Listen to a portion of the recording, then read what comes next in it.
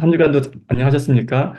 오늘은 제가 그 카톡 단톡방에 미리 공지해 드린 것처럼 음, 좀 새로운 시도를 한번 해보려고 합니다. 이게 참 저희 좋은 친구 교회만의 장점인 것 같아서 제가 장점을 신나게 활용해 보고 있습니다. 예. 제가 그래서 처음으로 한번 시도해 보는 건데요. 그래서 편하게 그렇게 예배에 함께 참여해 주셨으면 좋겠습니다.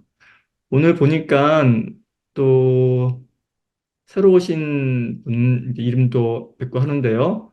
예. 이런 지금 이제 이 예배 모습이 저희의 그 어떤 일상의 노멀한 그런 예배 모습이 아니라는 것은 미리 말씀드리겠습니다. 오늘 제가 처음 시도해 보는 것이고요. 다른 목사님들도 예배 인도하실 때는 또 다르게 합니다. 그래서 좀 참고해 주시고요. 그리고 또 한 가지는,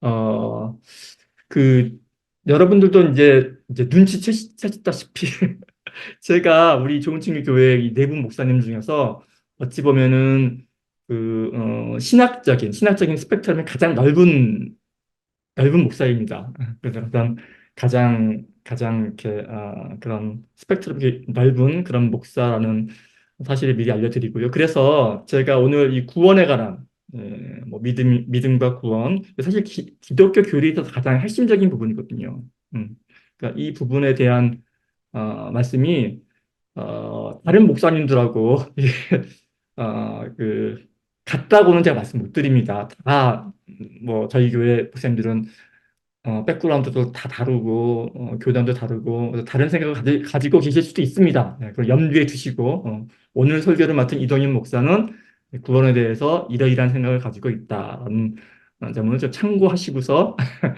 함께 해주셨으면 감사하겠습니다. 음, 감사하게도 우리 저기 이제 어제 제가 단톡방에 어, 평소 구원에 대한 질문이라든지 나누고 싶은 뭐 그런 주제가 있으면은 공유를 해주셔도 좋을 것 같다고 단톡방에 올렸더니만은 이제 이렇게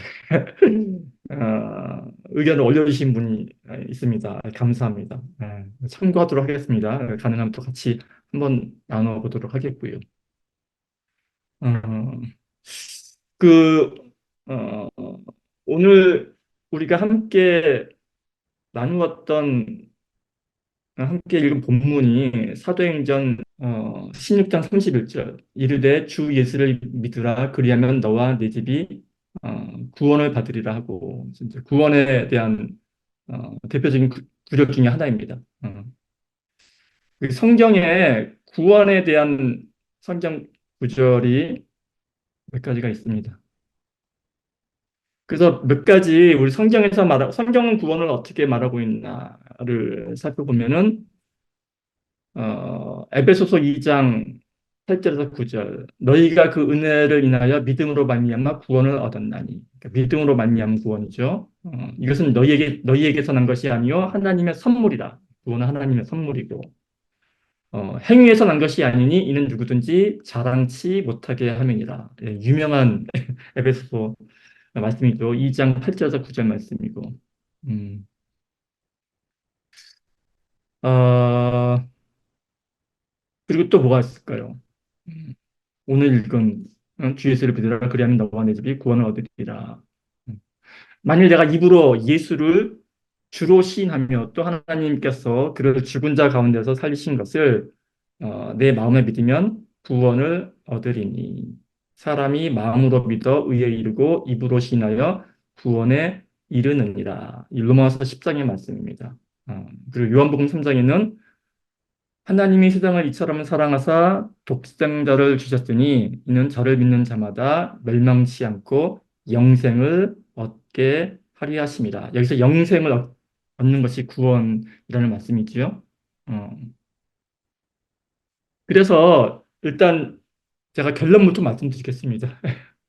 어, 사실 제가 오늘 설교가 어떻게 흘러갈지 잘 모르겠습니다. 예, 평소에 제가 원글을 써서 원글을 이렇게 전달하는 그런 이제 그 전통적인 설교 방식을 취한다면은 이게 이제 그 딱 기승전결 이렇게 흘러가는 게 있는데, 그리고 뭐 몇 분 정도 소요될 것이다 그런 것도 있는데, 사실 오늘은 제가 그런 거를 다 이렇게 다 내려놨습니다. 그래서 오로지 이 구원에 대한 이해를, 어, 성경이 말하고자 하는 그 구원의 의미가 무엇인가를 함께 좀 더 깊이 다가가서 이해해보자라는 그런 의미에서 이제 제 설교 시간을 지금 사용하고 있는 것이고요. 이게 짧게 끝날 수도 있고요. 조금 길어질 수도 있는데, 저는 이제 길어지는 거 저는 이제 싫어하니까, 짧게 끝났으면 좋겠습니다. 그래서 짧게 말하자면, 이렇습니다. 제가 준비한 이 구원에 대한 이제 말씀은 이렇습니다. 이 구원이란, 잘 들으십시오. 예, 정답입니다. 성경에서 말하는 구원이란, 어, 인간의 이 죄와 죽음으로부터의 구원을 말합니다. 성경에서 말하는 구원이란 인간의 죄와 죽음으로부터의 구원을 의미합니다. 그리고 이 구원은 예수 그리스도를 통해서 이루어지며, 그죠? 이 구원은 예수 그리스도를 통해서 이루어지며, 이 예수님께서 우리 인간의 죄를 대신해서 십자가에 못 박혀 죽으시고 3일 만에 부활하시어서 우리에게 구원의 길, 우리에게 구원의 길을 열어 주신 것이죠. 음.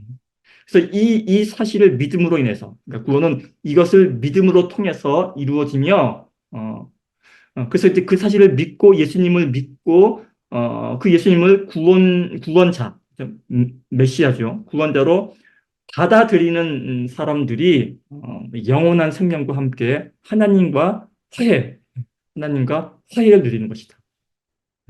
이것이 성경에서 말하는 구원입니다. 네, 끝입니다. 네, 설교 끝났습니다. 뭐 또 질문 있으신가요? 네. 이게 다예요. 예, 성경에서 말하는, 물론 여기에 이제 우리가 아, 풀어서 영생이 무엇이며, 예수를 믿는다라는 게 무엇이며, 뭐, 여러 가지가 있지 않습니까? 이제, 이런 것들 풀어서 이제 설명을 할 뿐인 것이지, 사실 설명에서 말하는 구원은 이게 전부 답니다. 그런데 문제는, 제가 드리고 싶은 말씀은, 제가 이런 시간을 마련한 이유는, 어, 제 경험도 그랬고요. 어, 무슨 말인지는 알겠는데, 무슨 말인지 머리로는 알겠는데, 이게 뭐라 그럽니까? 공감이라고 그러나요? 이게 머리로는 알겠는데 이 마음으로는 이게 안 가는 거예요. 그래서 내가 믿나? 내가 과연 그걸 믿나? 뭐 여러분들은 어떠실지 모르겠어요. 저는 머리가 다 커서 군대 제대하고 나서 저는 이제 군대 때 신앙을 가진 사람이라서 분명히 어떤 거부할 수 없는 그런 신비한 사건에 의해서, 그 영적인 사건이라고 그러죠. 그런 신비한 사건에 의해서 분명히 그 예수란 분이, 이분이 예수님이란 분이시구나. 이분이 지금 나에게 일어난 일이 그런 신앙 사건이구나. 분명 경험을 했단 말입니다. 방언도 터졌어요, 방언도. 음. 그런데 그렇게 신앙생활을 하면서도 교회에서 집사요, 뭐 순장이요 하면서도 성경을 읽을 때마다 여기에 쓰여져 제가 방금 이제 읽어드린 그런 것을 믿어야만, 그 예수를 통해야만 내 죄가 사해지고, 그러니까 이런 것들 있지 않습니까? 예수의 죽으심이 나의 죄를 어, 없, 없앴다. 예수를 믿으면 심판을 받지 아니하고 예수를 안 믿는 사람은 바로 그게 심판받는 것이다. 뭐 하여튼 그런 성경적인 언어가 이게 아, 공감이 안 되는 거예요. 공감이. 그러니까 그죠? 내가 과연 믿는 건가? 이게 정말 안 믿어지면 구원 못 받는 거라고 그러던데. 그럼 나는 정말 내가 그럼 진정한 그리스도인인가 아닌가? 나에게 진정한 믿음이 있는가? 끊임없이 저를 괴롭혔어요. 음. 그런데, 근데 이제 뭐가 그 취약점이냐면은 이거를요, 누구한테 말을 못 해요. 보세요. 어, 기독교 신앙을 모르는 사람한테는 말을 못 하죠. 왜냐면 그들한테는 내가 이걸 전해야 될 사람인데, 나도 잘 모르는 거 어떻게 잘합니까? 그러니까 말을 못 합니다. 그러면은 이제 그 교회 내에 이거 잘 아는 사람한테 이걸 또 이제 얘기해야 되는데 그들한테도 말을 못해요. 이미 저는 신앙생활을 할 만큼 했거든요. 이미 집사인데요. 이미 주일학교 교사하고 목사님한테는 더욱더 말을 못하죠. 창피해서. 그랬던 것 같아요. 심지어는 신학교에 돼 있어도 그랬던 것 같아요. 모르겠어요. 이제 저만의 어떤 특수한 경험일 수도 있고, 안 그러신 분들도 있을 수 있고, 뭐, 그러니까 제가 조심스러운데 지금 저기 다른 목사님들이 계셔가지고, 좀 저 개인적인 얘기입니다. 저는 특수한 어떤 경험이니까 감안해서 들으시고, 정말로 안 그러신 분들도 있어요. 특히 이제 목사님들 중에서 이제 많이 있으시죠. 그렇게 부름 받으시고, 사명 받으시고. 어, 근데 어찌어찌 해서 저는 지금 이제 목사 안수를 받고 지금 이렇게 목사라는 타이틀로 여러분에게 설교까지 하고 있는 그런 입장입니다. 그리고 저에게 신앙 상담을 해옵니다, 사람들이. 근데 제가 요즘 와서 깜짝깜짝 놀라는 게 뭐냐면은 저한테 장문의 메일을 진짜 보내는 분들이 있어요. 좀 얼굴도 모르고 근데 글로 써 오로지. 그러면서 그분들도 그러시더라고요. 정말 생전 처음 이런 메일 써본다고 얼굴도 모르는 얼굴은 알겠죠. 제가 유튜브를 하고 있으니까 생전 처음 이런 메일을 써보는데 근데 서로 이제 제가 그분 얼굴을 모르니까 이분이 저한테 이제 메일을 상담할 수 있다고 오히려 이렇게 말씀하시더라고요. 그러면서 그런 내용을 하는 거예요. 자기가 뭐 몇십 년 동안 신앙생활을 했고 지금 교회 장로이고 장로님이시고 뭐 이렇게 하는데 근데 이 믿음에 대해서 아직까지 자기가 확신이 없다라는 거예요. 믿음의 확신이 없으니까 구원의 확신이 없고 저한테 그거를 메일로써 신앙 상담을 해오시더라고요. 그래서 그럴 수도 있겠다 싶었는데 처음에 반가웠죠. 나 같은 분이 또 있으시구나.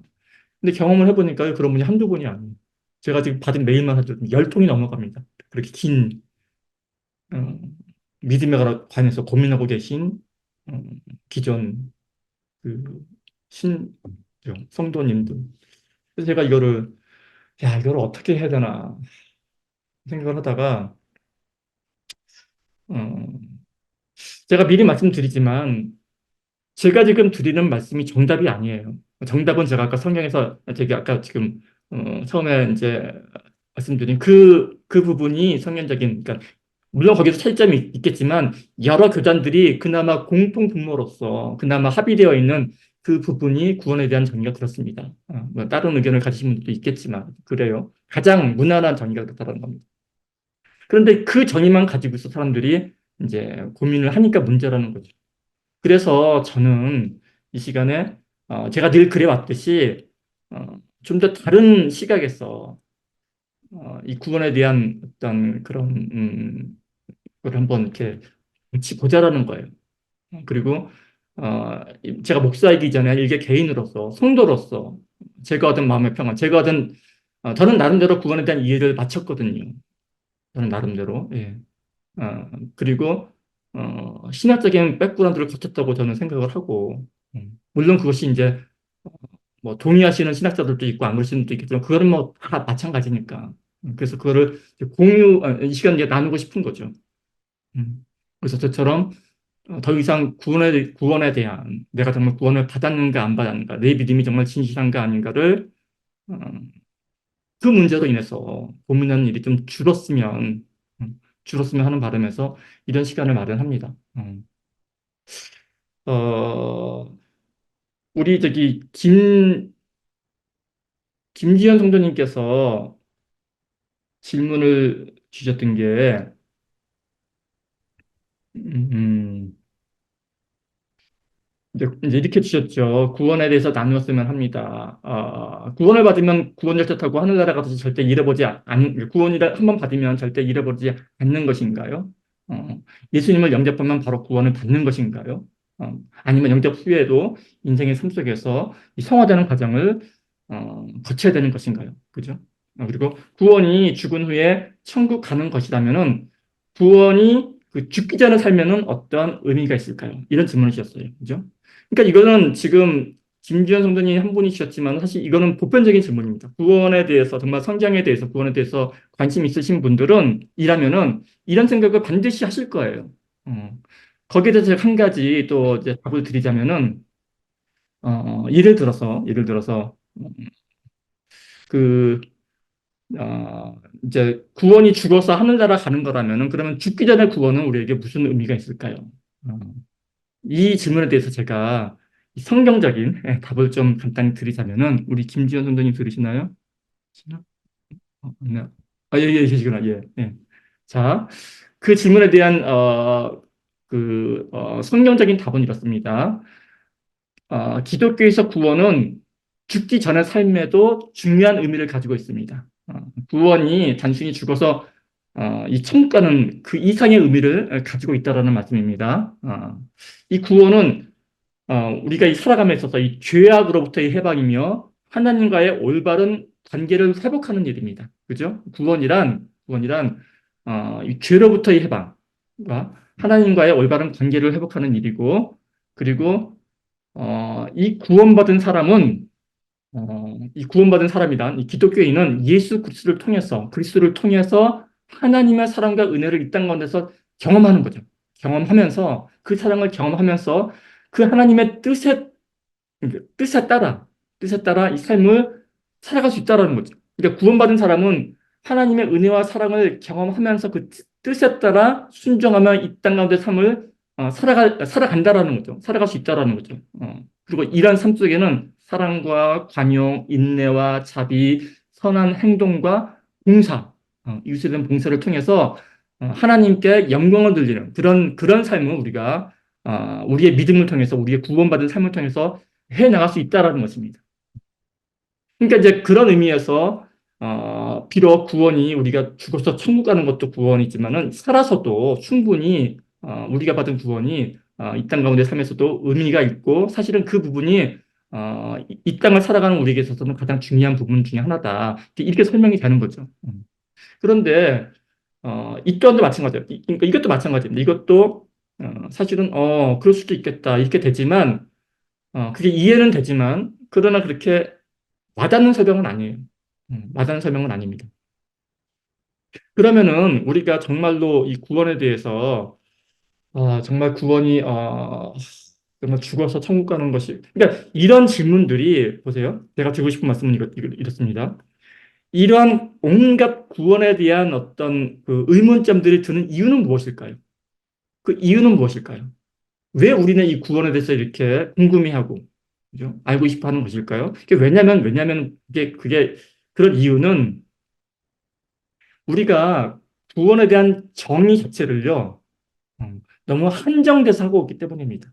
다시 말씀드립니다. 우리가 성경에 쓰여져 있는 구원이라는 이 개념을, 우리 어떤 이성적인 한계 내에서만 생각을 하려 한다는 거죠. 예를 들어서, 우리가 흔히 구원은 죽어서 천국 가는 것이다. 라고 구원을 알고 있다면은, 그죠? 성경이 분명히 그렇게 말하고 있으니까. 그렇지만 그렇게만 알고 있다면은 이러한 구원의 개념에 들지 못하는 다른 모든 어떤 사항들이 이해가 안 되는 거예요.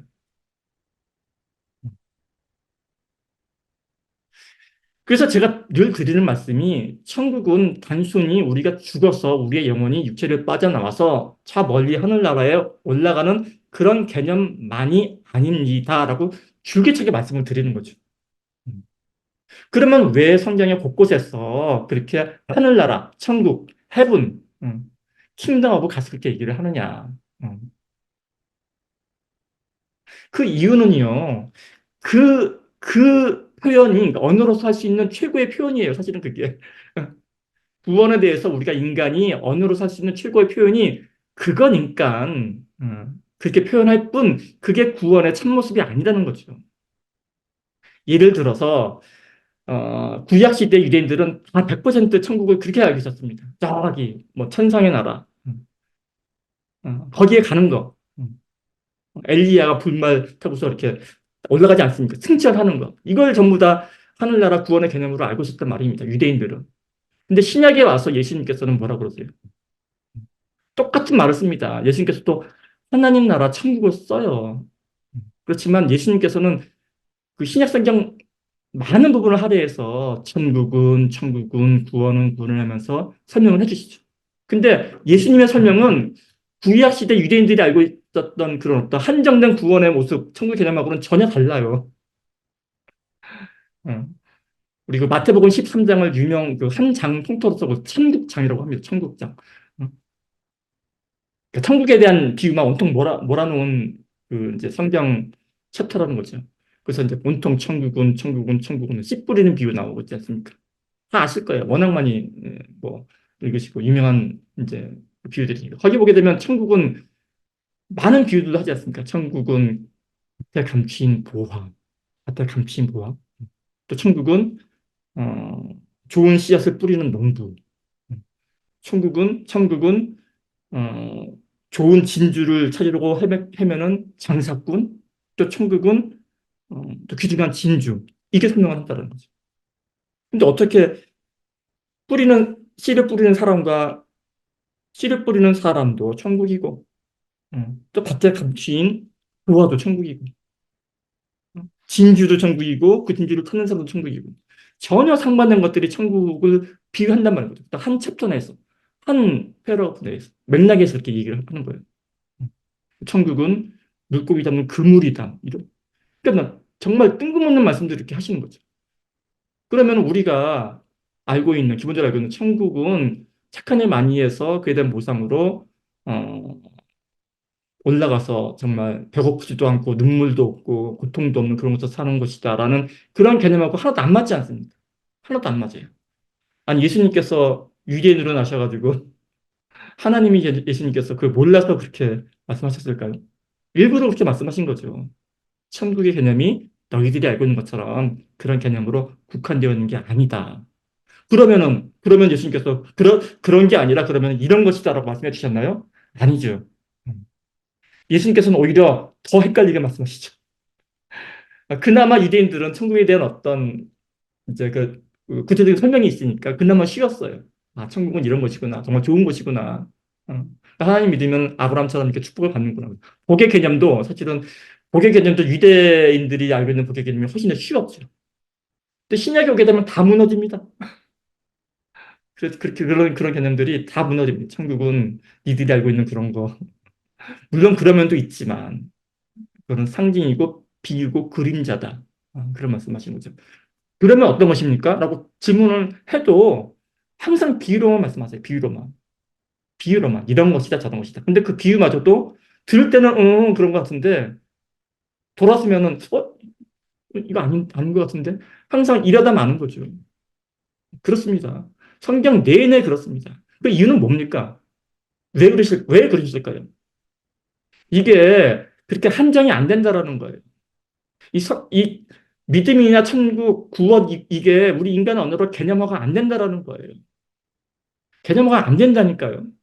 그런데 우리는 어, 개념화해서 알려고 하지 않습니까? 개념화해서 내 머릿속에 집어넣으려고 하지 않습니까?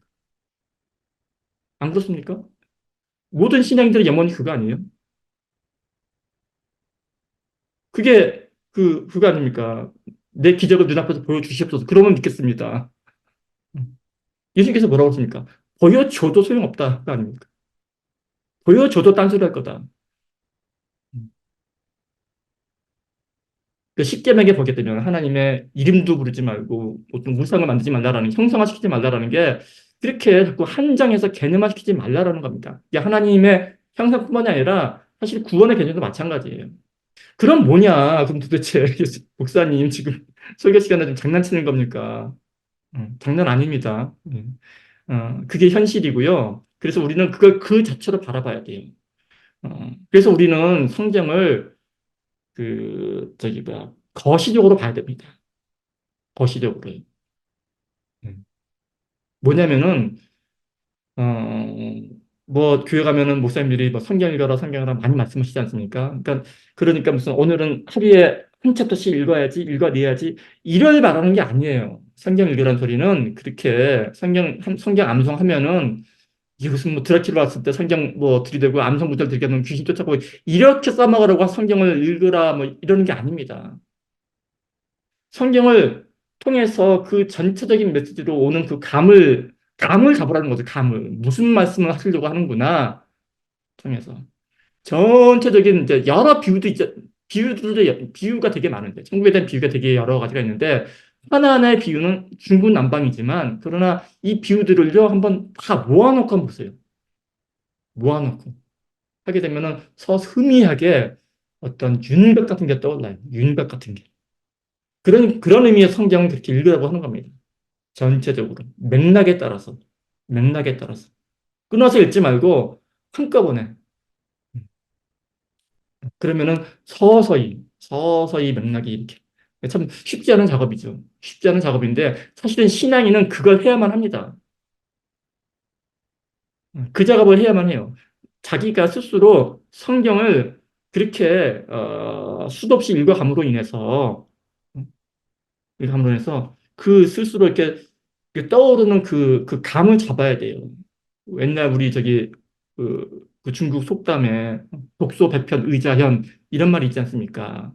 독소백편 의자현 10번, 100번 읽으면 뜻이 쓱 올라온다라는 그런 의미 있지 않습니까? 성경도 책이지 않습니까? 어, 성경 100번만 읽어보십시오. 그러면은 전체적으로 100번만 읽어보십시오. 그러면 성경이 말하고는 바가 쓱 이렇게 떠오를 텐데, 근데요, 답답한 게 그 쓱 떠오르는 그 성경이 말하고는 바를 표현을 못해요. 표현을 못합니다. 어. 근데 뭔지는 알겠어요. 아, 그러면서 이제 그게 이제 가슴속에 들어오게 되면은 이제 평안해지는 거죠. 질문들이 가라앉으면서. 질문들이 가라앉으면서. 예. 그게 사실은 그게 예수님의, 그러니까 그게 사실은 신앙의 참된 경험일 것 같아요. 어떤 특수한 기적을 체험하고 이런 걸 떠나서 일반 사람들이 일반 섭리하에서 누릴 수 있는 특권이 사실 그런 것 같아요. 그래서 온갖 이 삶에 대한 걱정, 불안, 근심, 그리고 이런 질문거리들 있지 않습니까? 그런 것들이 싹 가라앉는, 그러니까 답이 떠오르면서 성경적인 어떤 답이 떠오르면서 뭔가 세상적인 질문들이 가라앉는 그런 경험을 한단 말인 거죠. 음. 저는 모르겠어요. 이제 분명히 저 개인적인 언어입니다. 개인적으로 생각하기에 저는 이런 느낌이 소위 말하는 성경에서 예수님께서 말씀하신 세상이 줄 수 없는 평안을 너희에게 주노라 했을 때 그런 평안이 아닌가 저는 개인적으로 그렇게 느껴요. 개인적인 경험입니다. 신학하고는 아무 상관이 없습니다. 그래서 이제 뭐 계속해서 지금 말이 중구난방 이렇게 되는데 한 가지만 더 제가 나누고 싶은 게 뭐냐면은 저는 이런 측면에서 구원을 한번 생각해 봤어요. 뭐냐면은 구원이라는 것은 문자적인 뜻은 성경적인 뜻 말고요. 우리 문자적으로 구원했을 때 우리가 이제 생각할 수 있는 구원의 뜻은 뭐냐면은 그러니까 그 훈련하는 거잖아요. 그죠? 갇힌 데서 노인받는 거잖아요. 해방되는 거잖아요. 그걸 구원이라고 하잖아요. 또 위기 상황에 있다가 그 위기에서 탈출하는 거. 그 예수님께서도 누가복음 4장에 그 18절에 그 예수님의 그 일성이라고 해서 굉장히 유명한 이제 예수님의 첫 소개라고 얘기하는데 예수님께서도 그 회당에 가서 이사야 성경책을 펼치시면서 선포하시던 참 말씀이 그거예요. 눈먼 자를 눈뜨게 하고 갇힌 자를 자유롭게 하고 포로된 자를 석방하고 그 이사야 선지자의 그 글을 읽으심으로써 예수님의 사역을 선포하신다고요. 그러니까 사실은 이 자유함인 거죠.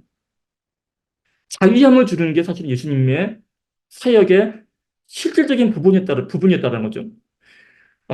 그러면 이 구원이라는 것이 억압받은 거에서 풀려나는 것이고 자유함을 누리는 것이라면은 사실 예수님의 사역은 우리에게 자유함, 그런 의미에서 이제 구원함을 주시는 건데, 근데 문제는 우리 중에 그 누구도 갇혀있지도, 억압받지도 특수하게 그런 상황이 있지 않다라는 거예요.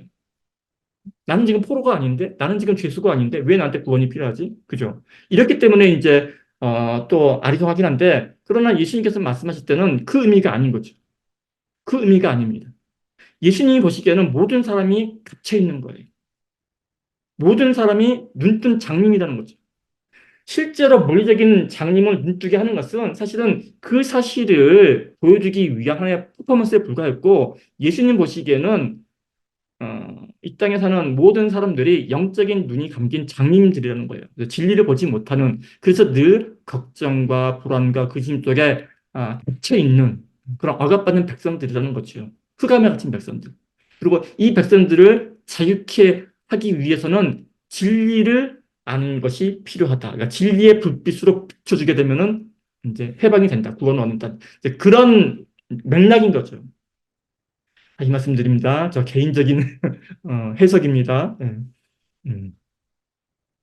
그래서 구원이란 사실은 그래서는 자유함과 연결이 되어 있다고.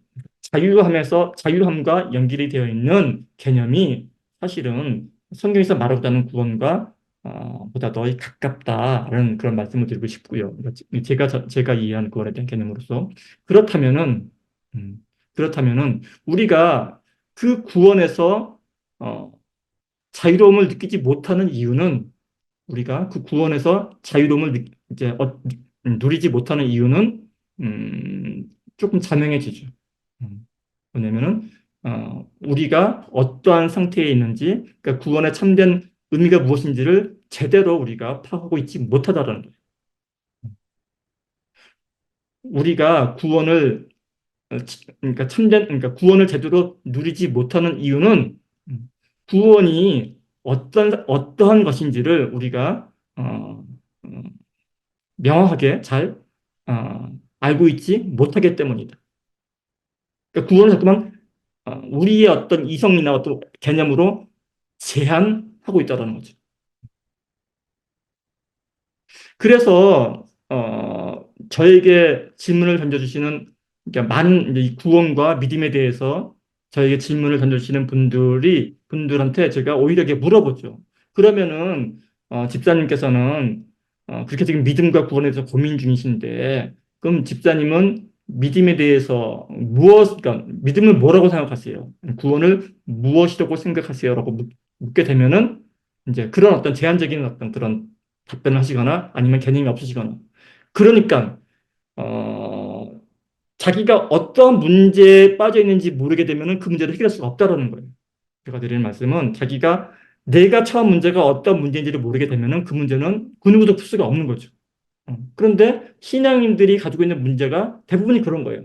자신의 신앙의 문제가 사실 어떤 건지 모르는 거죠. 안다 하더라도, 그릇된, 그러니까 불완전한, 그러니까 제한된 의미였던 그런 한정된 의미의 안을 가지고서 진정한 어떤 그 구원과 알을 추구하려다 보니까 여기 어떤 그, 그, 클릭이 생기는 거죠. 그러니까 대부분이 그런 거라는 거예요. 우리가 구원에 대해서 믿음에 대해서 고민하는 사람들의 그 이유가 그런 거라는 거죠.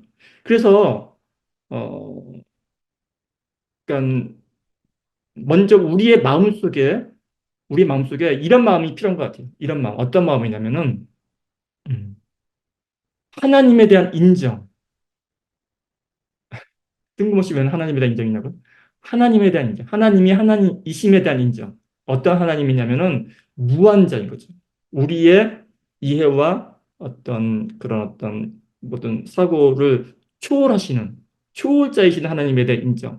그러나 그 하나님이 우리의 사고를 무한히 뛰어넘으시는 그 하나님이 어, 우리와 함께 있다라는 거, 우리 또 안에 있다라는 거, 내지한다라는, 그러니까 그 말도 안 되는 그 사실에 대한 인정이죠, 인정. 사실 여기서부터 시작이 되는 거죠. 그래서 모든 나의 제한이죠, 나의 제한을 내려놓는 거예요.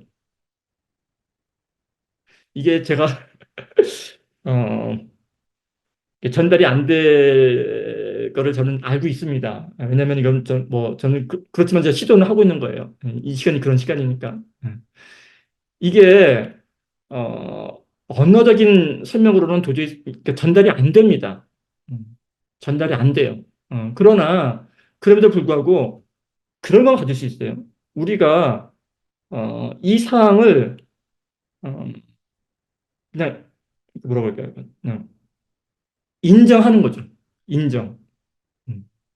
구원이란 구원이란 그냥 그런 것이다. 뭐라고 해야 되나? 구원을 제한하지 말자라는 거예요. 구원을 제한하지 말자. 하나님의 구원을 우리의 얄팍한 어떤 이해 개념으로 제한하지 말자라는 거예요. 제한하지 말자라는 거. 제가 자꾸 드리는 말씀 중에 이제 교리는 진리가 아니다라는 말씀을 제가 자주 드렸는데 이 말씀이 굉장히 듣기가 거북하신 모양이에요. 많은 사람들이.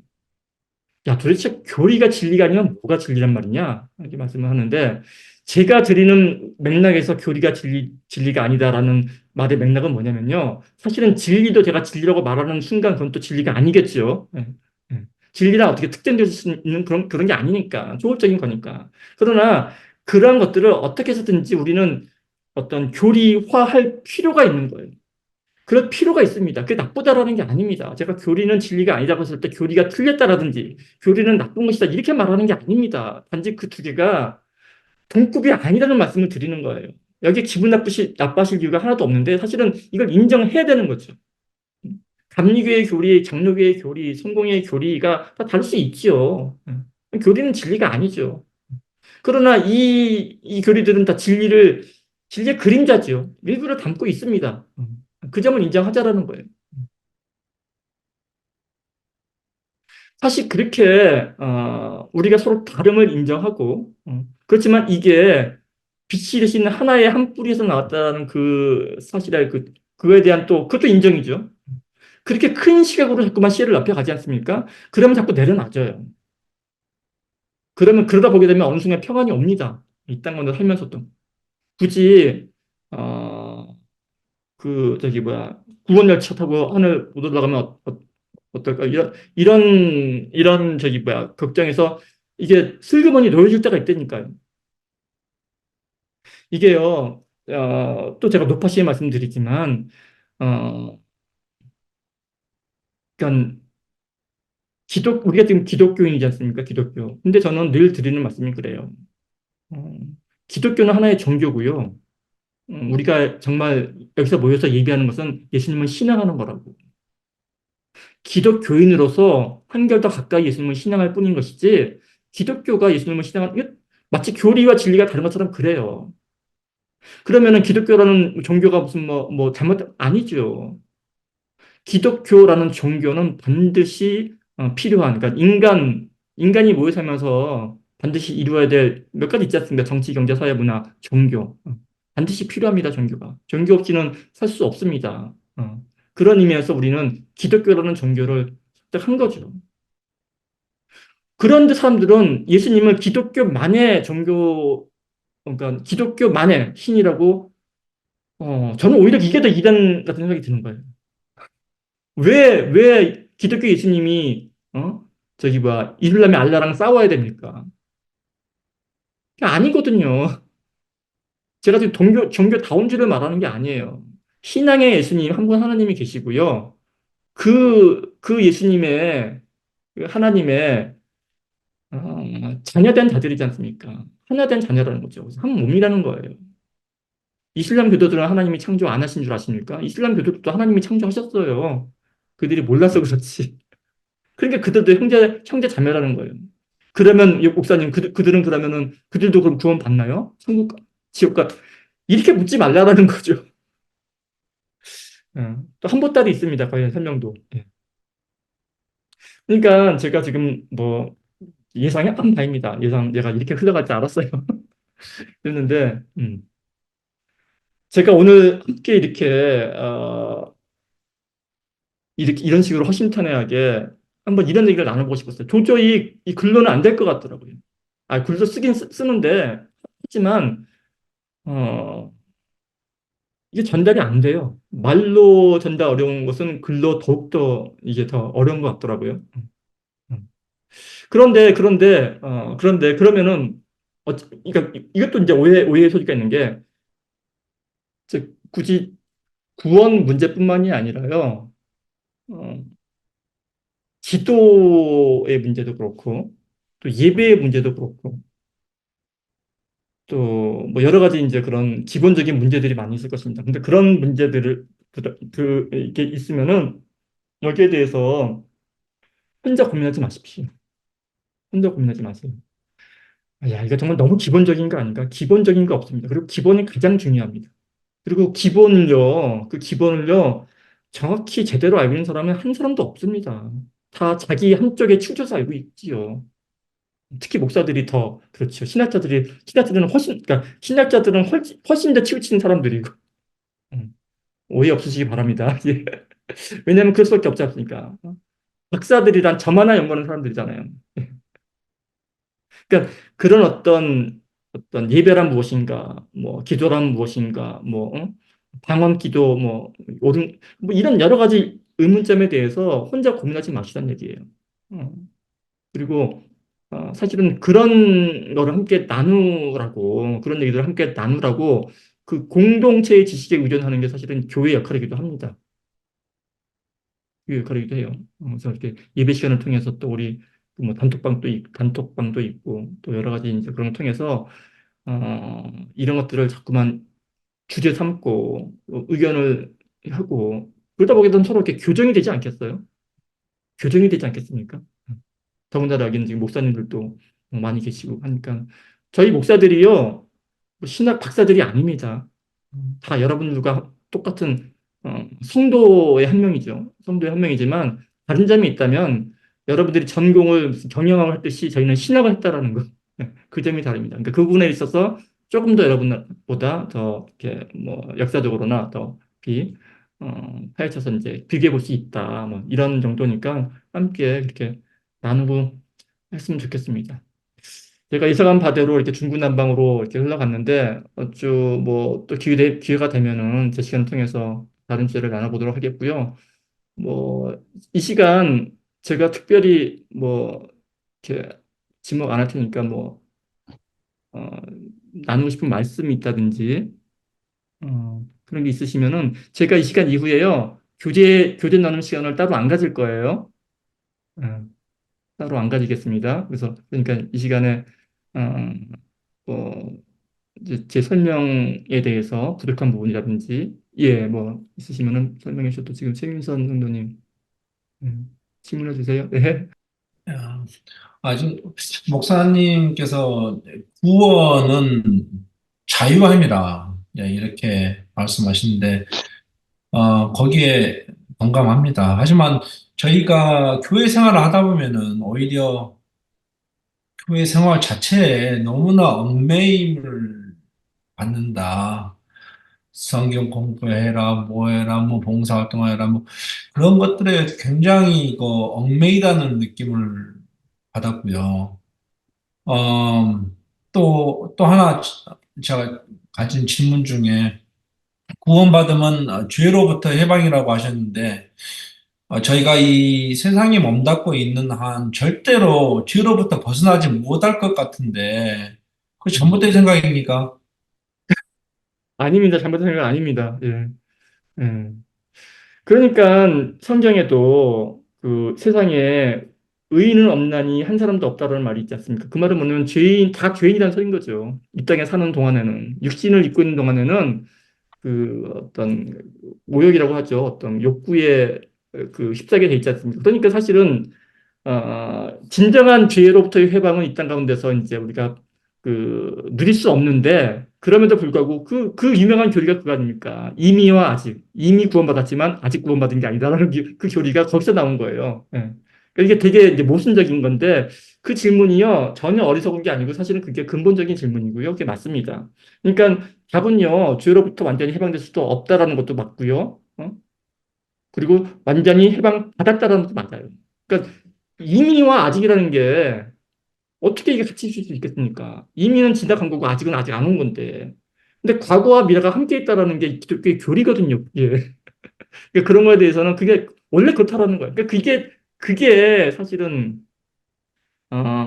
우리 신앙의 참모습인 거예요. 그리고 아까 말씀하신 이제 그 자유함에 대해서 자유함을 누려야 되는데 근데 우리가 뭐 교회에서 오히려 자유함을 어, 못 누리고 한다. 그러니까 이 말씀도 그런 거죠. 이 말씀도요. 우리가 구원에 대한 개념을 특정 어떤 개념을 통해서 제한적으로 알고 있듯이 이 자유함에 대한 개념도 마찬가지라는 거예요. 이게 자유함에 대한 개념도요. 우리가 그렇게 제한적으로 알고 있어요. 그러니까 하나님의 인격성도 마찬가지고. 아니, 보게 되면은, 어, 꼭 교회만 그런가요? 그러니까 학교라든지, 그러니까, 학교가 자유를 제한하는 것인가요? 제한하죠. 그러나 제한만 하게 되면 교도소죠, 학교가 아니라. 무엇을 위한 제한이지 않습니까? 그죠? 가정도 마찬가지죠. 어떻게 보면 가정은 교도소보다 더한 곳이죠. 예. 그런 거라는 거예요. 그러니까 이게 항상 이중적으로 이게 얽매여 있어요. 우리의 자유함은요, 어, 우리가 구원을 막 열차 타고 하늘나라 올라가는 것처럼 제한돼서 생각하듯이 우리는 자유함을요, 꼭 무슨 뭐 내가 하고 싶은 거 마음대로 하고 이렇게만 생각하는 거죠. 그거는 성경에서 말하는 자유하고 또 다르거든요. 그 모든 게 그래요. 어떤 우리가 이 언어적인 어떤 그 개념에 얽매여서 생각하다 보게 되면 항상 부딪히게 되는 거죠. 어. 근데 사실은 거기에서부터 묘히 나는 거예요. 제가 드리는 말씀 꼭 구원 문제뿐만이 아니라 사실은 잘 말씀하셨는데 죄라는 것도 마찬가지죠. 죄란 무엇인가? 이것도 좀 엄청난 주제죠. 신학교 가게 되면 한 학기를 배우는 주제입니다. 우리가 생각하는 죄랑 달라요. 우리가 생각하는 자유하고 다르고, 우리가 생각하는 사랑과 또 예수님이 말씀하시는 사랑은 또 다릅니다. 완전 다르죠. 거기에는 항상 갭이 있어요. 근데 사람들이 그걸 인정을 안 하려고 그래요. 그건 이런 거 아니야? 근데 왜 이래? 이상하네? 이렇게 되는 거죠, 이게. 그렇지만 전체적으로, 이게 그렇구나 하게 되면은 사실은 이 질문이 사라져요.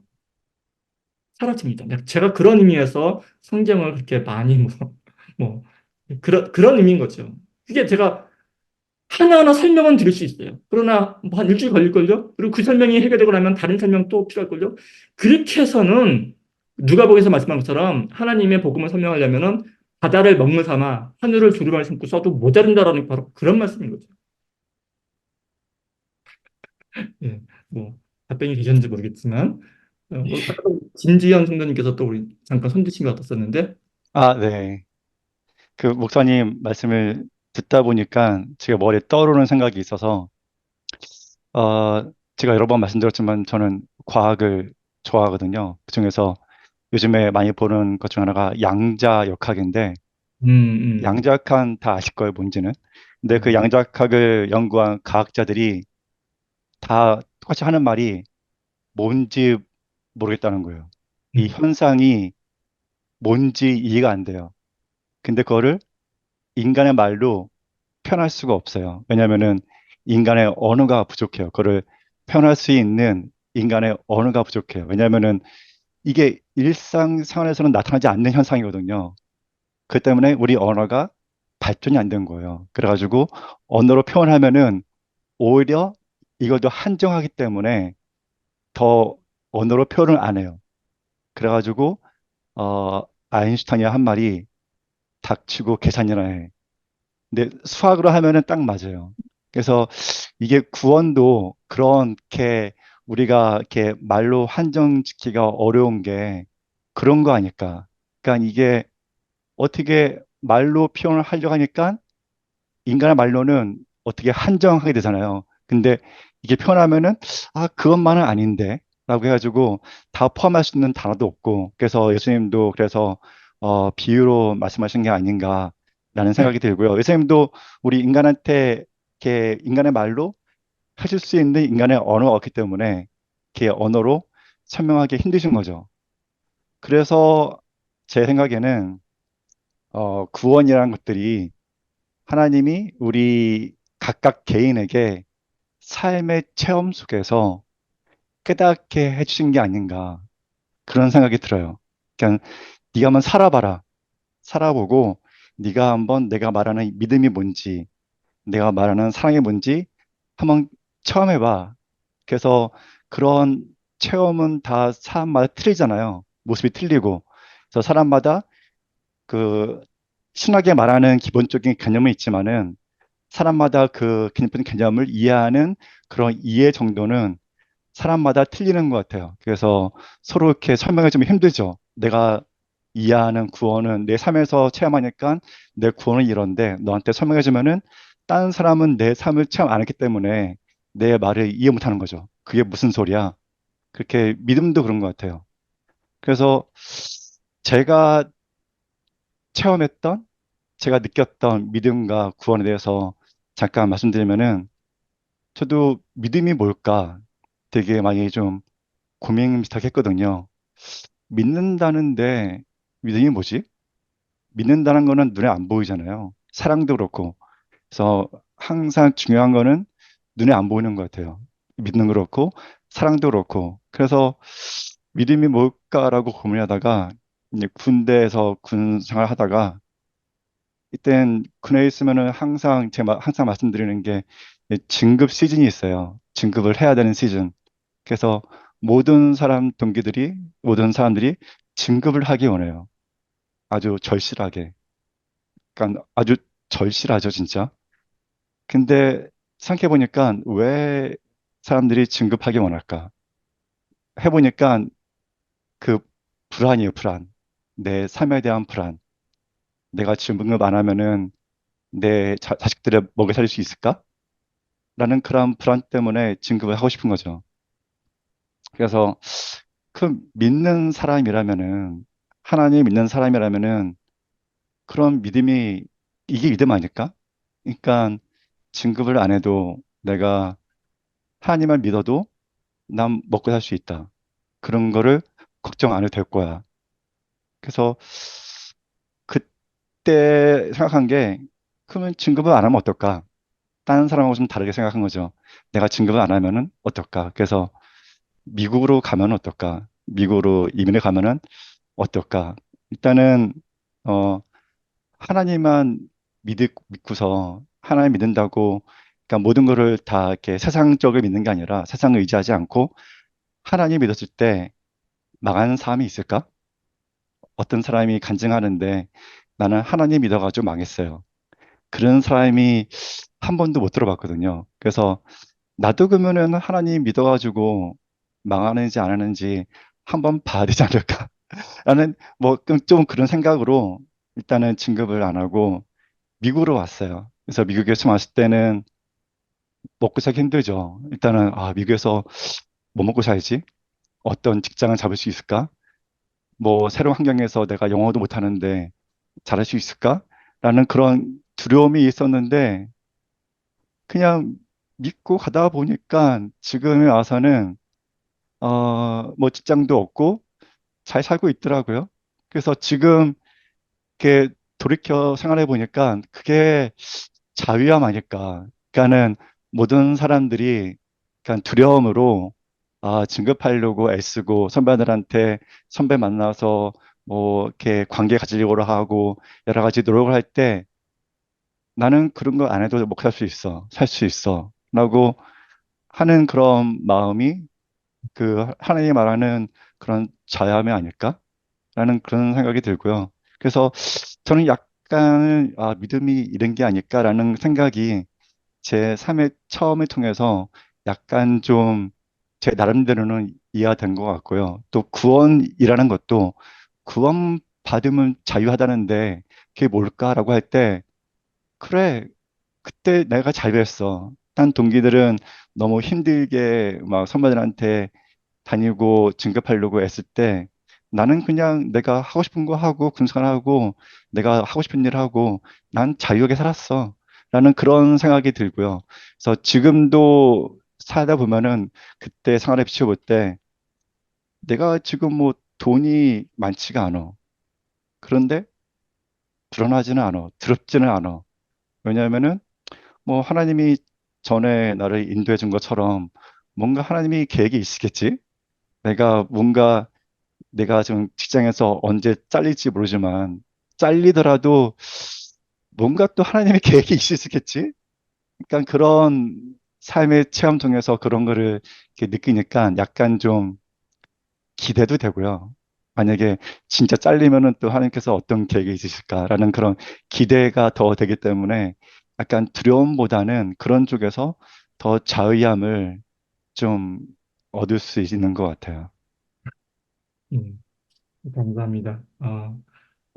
우리 사모님, 여기, 오랜만에, 안녕하세요.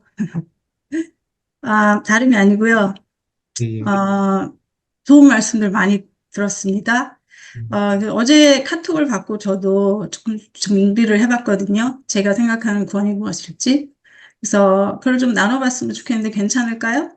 네네네. 네. 그래서 구원이 그게 진리잖아요. 그게 성경 말씀이 있다고 생각을 합니다. 그래서 이동현 목사님 말씀하신 것처럼 에베소서에서 저도 찾아봤는데요. 1장 4절이고요. 곧 창세 전에 그리스도 안에서 우리를 택하사. 그래서 저는 구원이 하나님의 택하심이라고 생각을 합니다. 그러면 왜 택하시나 하는 질문이 생기는데요. 마태복음 7장 11절에 하물며 하늘에 계신 너희 아버지께서 좋은 것으로 주시지 않겠느냐. 그래서 우리에게 좋은 것을 주시려고 택하시고 구원하신다. 라고 생각을 합니다. 그래서 하나님이 주시는 좋은 것이 무엇일까요? 잠깐 좋았다가 금방 사라지는 것일까요? 이 세상에서만 좋은 것일까요? 하나님은 다른 존재와는 비교할 수 없는 분이라는 것을 생각해 볼 때, 하나님은 이 세상과 영원에서 최고로 좋은 것, 궁극적으로 가장 좋은 것을 주신다고 저는 생각합니다. 그래서 에베소서 1장 5절에서 6절을 마저 읽어보겠습니다. 그 기쁘신 뜻으로 우리를 예정하사 예수 그리스도로 말미암아 자기의 아들들이 되게 하셨으니 이는 그가 사랑하시는 자 안에서 우리에게 거저 주시는 바 그의 은혜의 영광을 찬송하게 하려는 것이라. 그래서 제가 생각한 그 가장 좋은 것은 하나님의 은혜의 영광을 찬송하는 것이라고 생각합니다. 그래서 찬송이 무슨 음악성이 있어야 되거나 노래를 잘 부르다 뭐 그래야 되거나 그런 의미가 전혀 아니고요. 하나님을 가장 만족해하고 최고의 보물로 여길 때 노래가 나오죠. 찬양이 나오고요. 그런데 물론 하나님께서 건강이나 세상에서 잘 사는 것, 뭐 자유로운 것, 뭐 여러 가지로 풍요로운 선물도 좋은 것을 주시겠지만 하나님이 주시는 가장 좋은 것, 최고의 것은 하나님 자신이라고 생각합니다. 그것이 구원의 목적이라고 생각합니다. 아유, 감사합니다. 제가 바라던 예배의 모습입니다. 이렇게 함께 서로 나누고 성경 말씀 통해 가지고서 서로 자기 느끼는 바 얘기하고 너무 좋고요. 우리 그 김기현 선생님 아까 말씀하신 것 중에서 제가 말씀드리면서 저도 그 공감을 하는 게, 어, 그 참 신기한 게요. 아까 뭐 양자역학 말씀하셨는데, 그런 얘기를 하더라고요. 어, 그 우리 인류가 한번 인류 전체적으로 대각성하던 시기가 있었대요. 그뭐 추계 시대 그래가지고 기원전 5세기, 6세기 경에 그 당시에 뭐 동양에서는 뭐 공자, 명자 뭐 이런 성현들이 다 나왔고 서양에서는 소크라테스, 플라톤, 무슨 뭐 조로아스터교, 그다음에 뭐또 에스라, 에레미야 선지자들 다 이게 기원전 5세기, 6세기 경에 전 지구적으로 이 각성하는 그런 시기가 있었다고. 그게 되게 유명한 그 추계 시대라고 이제 그런 말이 있지 않습니까? 그래서 그 당시에 정말 어떤 하나님의 섭리하인지 모르겠지만 그 당시에 사실은 인류가 알아야 될 모든 지식적인 부분들이 다 깨어났다고 하더라고요. 그만큼 풍성한 때가 없었다고.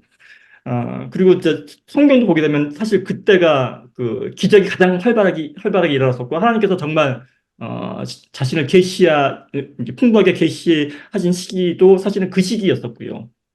그런데 제가 이 말씀을 왜 드리냐면은 어떤 사람들이 그런 얘기 하더라고요. 지금 시기가 제2의 추계 시대가 아닌가 그런 얘기를 하는데 이게 왜 근거가 뭐냐면은 양자역학 말씀하셨잖아요. 근데 이 양자역학이라는 게 사실은 그 입자랑 파동이 동시에 있다라는 거야. 동시에 존재가 가능하다. 그러니까 동시에 있다라는 게 그러니까 동시가 아니라 입자이자 파동이다라는 거죠. 그러니까 모든 물체는 그것이 입자이자 동시에 파동이다. 라는 거를 이제 수식으로 입증을 한 게 물리학적으로 과학적으로 입증을 해낸 게 그 양자 물리학인데 근데 이게 얼마나 말이 안 되냐면은 아까 이제 김전선 말씀하신 것처럼 아인슈타인조차도 헛소리하지 말라라고 이제 할 정도로 아니 어떻게 입자이면서 이 단단한 입자이면서 이게 동시에 음성과 같은 파동이냐 이게 어떻게 같을 수 있느냐 그러나 그게 이제 같다라는 게 이제 그 입증된 게 그게 지금 이제 상식처럼 받아들여지는 게 현 시대라는 거죠. 그리고 이 양자 물리학에 의해서 지금 우리 보시는 이런 어떤 인터넷, 컴퓨터들도 전부 다 이 양자 물리학에 기반을 둔 이런 기기들이거든요. 일상생활에서 우리가 이제 양자 물리학 없으면 생활 못 합니다. 그런데 제가 이 말씀을 왜 드리냐면은 우리 기독교 의사 중에서 가장 교리적으로 첨예하게 논쟁이 붙었던 게 뭐냐면 삼위일체 교리하고요. 삼위일체. 셋이면서 어떻게 하나고 하나면서 어떻게 셋이냐. 이 교리, 이 하나님의 삼위일체성 교리하고 그 다음에 그 중요했던 교리가 뭐냐면 하나님의 인성과 신성 교리입니다. 그죠? 그러니까 예수님이 인간이자 100% 인간이자 100% 하나님이다라는 게 도저히 이해도 안 되고 받아들일 수도 없어서 수많은 이단들이 뭐, 반성론이니 뭐 양태론이니 뭐 가연설이니 이렇게 했던 게 전부 다 이제 우리가 기독교 교리사의 그 유명한 이제 그런 논쟁들인데 그래서 정말 한 200년 전까지만 하더라도 그냥 그러려니 받아들였단 말입니다. 그래, 삼위일체는 삼위일체야. 그렇게 알아야 돼. 그냥 외워. 예수님이 인성과 신성을 함께 가지신 분이야. 100% 인간이자 100% 하나님이야. 이렇게만 이해는 안 되지만 그렇게 받아들였는데 지금은요, 물체이자 파동이 같다라는 것을 상식적으로 받아들이는 시대라는 거죠. 이거는 그 옛날에 예수님의 신성과 인성이 같이 있다라는 거랑 거의 비슷한 맥락이거든요. 사람들한테 이 히어크로 다가오기가. 그런데 지금은 그게 그 상식적으로 그거를 누구나가 다 양자역하게 되면서 뭐 슈레딩거의 고양이 뭐 방정식 뭐 이렇게 해가면서 읊조리는 그런 시대가 되었다는 거예요. 그래서 지금이 제2의 추계 시대고 그런 의미에서 우리는 사실은 이 깨달음이지 않습니까? 그러니까 뭐냐면 제가 이제 그 진리에 대한 얘기를 말씀하시고 이렇게 얘기를 했는데 사실은 이렇게 얘기하게 되면 또 이제 또 다르게 오해하실 수도 있지만 한번 잘 들어보십시오. 그래서 구원은 우리가 제가 제한을 주지 말자라는 말씀을 드렸는데 그래서 자꾸만 구원은 어떤 물리적인 사건으로 제한을 주지 말자라는 거예요. 아, 물론 우리는 육체적으로 죽고 나서 이 육체가 해방되면은 영으로서 하나님과 함께 영원한 영생을 누립니다. 그죠? 그게 구원이죠. 그 점을 부인하는 게 아니에요. 그러니까 그 점에 근데 제한하지 않고 마치 천국을 어떤 특정한 장소로 제한하지 않듯이 구원도 그렇게 제한하지 않고 말씀하신 자유함의 어떤 그런 개념으로 한번 사고의 틀을 넓혀보자라는 거죠. 사고의 틀을 구원의 개념을 좀 보게 되면은 그러면은 어, 우리가 구원을 어, 누릴 수가 있게 돼요. 구원을 누릴 수가 있게 됩니다. 어. 그러니까 뭐냐면은 자유함이란 내가 물리적으로 해방돼서 누리는 것도 자유함이지만 그러나 진정한 자유함은 내가 자유한 존재임을 알고서 누리거든요. 남아프리카 공화국의 그 유명한 넬슨 만델라가 뭐 평생을 감옥 속에 있었다고 하지 않습니까? 근데 그 사람은 감옥 속에서 자유함을 누린 것도 유명하죠. 또 어떤 사람은 수십억의 재산을 가지고서 맘만 먹으면 자기 자가용병이 타고서 여행을 다니는 자유로운 몸이지만 알고 보니까 평생을 스트레스와 어떤 그런 정신적인 감옥에서 갇혀 지낼 수도 있는 거거든요. 그런데 예수님께서 말씀하시는 구원이나 자유함은 우리가 이렇게 어디에 이렇게 갇혀 있고 그러니까 갇혀 있건 안 갇혀 있건 병이 들었건 안 들었건 육체적으로 우리가 죽어 있건 살아 있건 그런 걸 초월한다라는 거예요. 우리에게 허락된 구원이란 다시 말씀드립니다. 우리에게 허락된 구원이란 모든 걸 초월한다라는 거죠. 그리고 우리가 그런 존재라는 거죠. 우리가 그런 존재. 마치 예수님이 100% 인간이자 또 100% 신비로운 하나님이 이신 것처럼 그죠? 우리 인간 또한 어떤 영적인 어떤 그런 면에 참여할 수 있다라는 거예요. 참여할 수 있다라는 겁니다. 다시 말씀드리면 참여할 수 있어요. 얼마든지 이 땅 가운데서 천국을 누릴 수 있다라는 겁니다. 얼마든지 이 땅 가운데서 이미 도래한 구원을 누릴 수 있다라는 게 예수님의 복음입니다. 예수님의 복음은요, 우리가, 야, 너 천국 보장 받았어. 너 이제 죽으면 천국 따면 당상이야. 이것만이 아니에요. 예수님께서 말씀하신 복음은 이미 우리가 구원 받았다라는 거고, 그 구원이 곧 뭐라고 제가 표현을 못 하겠습니다. 지금 제가 말한 것도 다 표현일 뿐이에요. 뭐 평안함이니 무슨 이런, 다 표현입니다. 그러나 그렇게밖에 표현할 수 없. 예수님께서 풍랑이는 바닷가, 그죠? 풍랑이는 바닷가에서 잠을 주무셨지 않습니까? 그게 상징하는 거죠. 예수님께서 잠을 평안하게 주무시는 곳이 어디 고요한 들판이나 따사로운 들판이 아니라 그 제자들은 주여 우리가 죽겠나이다.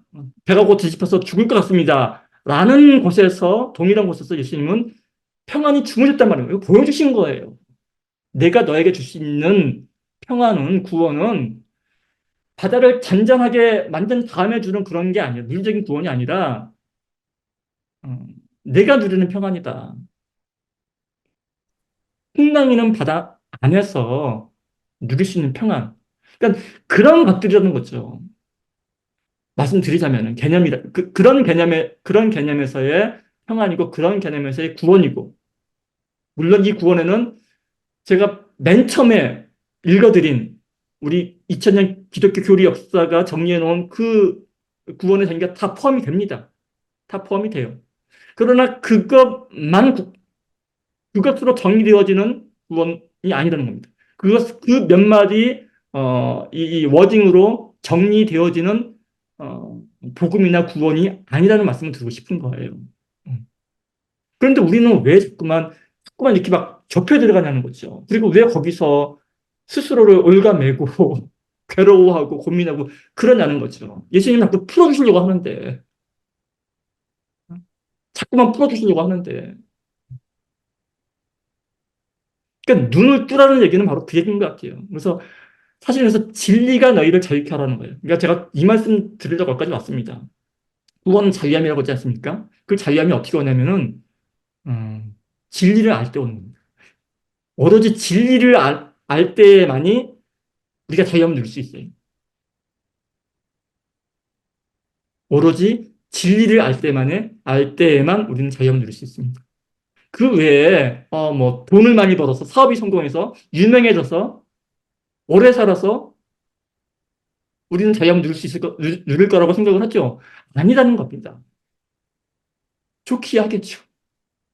보다 조금 더 좋긴 하겠죠. 그러나 그것이 기독교에서 말하는 예수님께서 우리에게 전하시고자 하는 구원이요, 복음이요, 어떤 그런 선대 메시지가 아니라는 겁니다. 그래서 우리는 지금 이 순간, 진정한 크리스찬이라면 지금 이 순간 이 사실을 우리가 공유하면서 당장에 누릴 수 있는 구원, 당장에 맛볼 수 있는 평안이라는 거죠. 그래서 기쁜 거예요. 그래서 기쁜 소식이라는 겁니다. 뭐뭐 해서 기쁜 소식이 아니라 내가 예수님을 만나게 되면, 예수님을 알게 되면, 진리를 깨닫게 되면 바로 당장 이 시간 이 자리에서 누릴 수 있는 기쁨, 평안, 뭐, 뭐, 뭐라고 표현해도 상관이 없습니다. 하여튼 좋은 거, 다 갖다 붙이세요. 그 누리는 게 그게 곧 이 땅에서 누리는 나의 구원이고, 그리고 이것이 내가 죽은 이후에도 영원히 지속된다. 내가 진리를 깨닫는 한, 예수님과 함께 하는 한, 하나님과의 관계가 회복되는 한, 그러니까 이런 거라는 거죠. 이런 거. 그렇게 기쁜 거예요. 그러니까 그리스도인은 사업이 망해도 감사요. 시험에 떨어져도 감사요. 시험에 붙어도 감사요. 돈이 잘 벌려도 감사요. 그런 거 있지 않습니까? 내 생명을 앗아가도 감사요. 그러니까 이게 왜 나오는 거냐면은 그런 깨달음에서 나오는 거예요. 순교는 이 약물고, 나 예수님, 나 부인 못해. 이 약물고, 날 지켜라. 이게 순교가 아니라니까요. 순교는 웃으면서 하는 게 순교입니다. 아유, 여기 있으나 저기 있어도 똑같은데 뭐. 불러주면 가야지 뭐. 기쁘게 죽는 게 순교지. 무슨 뭐 이 약물고, 저는 예수님 부인 안 할래요. 그거는 순교 아니라니까요. 그거는 이슬람교도들이 그 할복할 때 하는 게 그런 거고요. 기독교에서 말하는 건 그게 아닙니다. 정말로 우리가 복음의 의미를 깨닫고 구원의 의미를 정말 우리가 깨닫게 되면요. 사실은 바로 우리는 천국 삶을 맛볼 수 있어요. 천국이 여기 있다 저기 있다 할 것이 아니라 바로 함께 있는 거죠. 하여튼 이런 말씀을 전해드리고 싶었습니다.